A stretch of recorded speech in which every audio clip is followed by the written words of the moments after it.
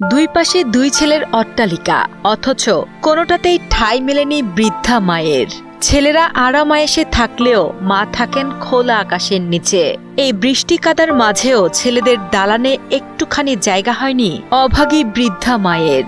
মায়ের পায়ের নিচে সন্তানের বেহেশত, অথচ সেই বেহেশত আজ খোলা আকাশের নিচে অযত্ন আর অবহেলায় ধুঁকছে। আমাদের বড় হওয়ার পিছনে সবচেয়ে বড় অবদান আমাদের মা। সেই মা আজকে ঘরের বাইরে থাকতে হয়, এটা খুবই ন্যাক্কারজনক ঘটনা ঘটছে। ব্রাহ্মণবাড়িয়ার বাঞ্ছারামপুর উপজেলার টিএনটি পাড়ার বাসিন্দা ওই বৃদ্ধার 4 ছেলে থাকলেও তার খোঁজ খবর নেন না কেউ, এমন অভিযোগ স্থানীয়দের। বৃদ্ধার সন্তান পান বিক্রেতা মোহাম্মদ হুমায়ুন মিয়া ও তার ভাইদের এমন অমানবিক আচরণে ব্যথিত প্রতিবেশীরা।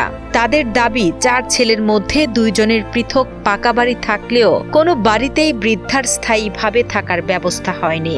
ফলে দীর্ঘদিন ধরে খোলা জায়গায় অত্যন্ত কষ্টকর পরিবেশে দিন কাটছে তার।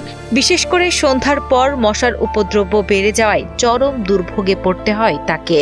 বৃষ্টি, প্রচণ্ড গরম কিংবা প্রতিকূল আবহাওয়ার মধ্যেও একই জায়গায় দিনরাত কাটাতে হচ্ছে বলেও অভিযোগ করেন স্থানীয়রা।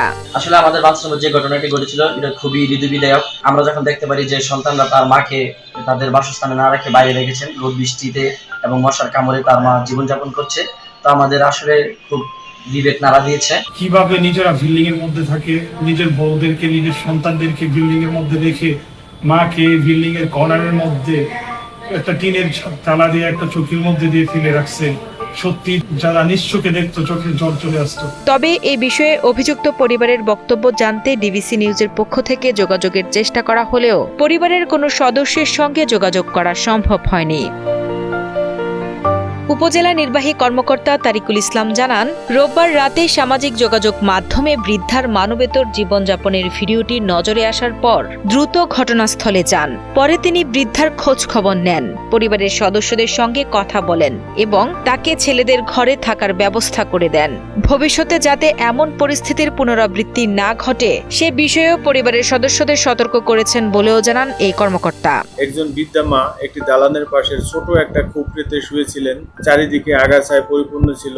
আসলে এই চৌকি যেখানে তিনি বসবাস করছিলেন সেটা কোনো মতেই বসবাসের যোগ্য ছিল না। তৎক্ষণাৎ পরিবারের অন্যান্য সদস্যদের সাথে কথা বলি, তাদেরকে দীর্ঘক্ষণ বোঝানোর পরে তারা কনভিন্স হয়। এরপর তার মাকে তার ঘরের একটি রুমে তুলে দেওয়ার ব্যবস্থা করি। উপজেলা প্রশাসনের পক্ষ থেকে তাৎক্ষণিকভাবে 10,000 টাকা এবং কিছু শুকনা খাবার বৃদ্ধার জন্য দান করি। আমিও তাদেরকে সতর্ক করি, যদি ভবিষ্যতে এই ধরনের কাজ করে সেক্ষেত্রে তাদের বিরুদ্ধে আইন অনুযায়ী যথাযথ ব্যবস্থা নেওয়া হবে।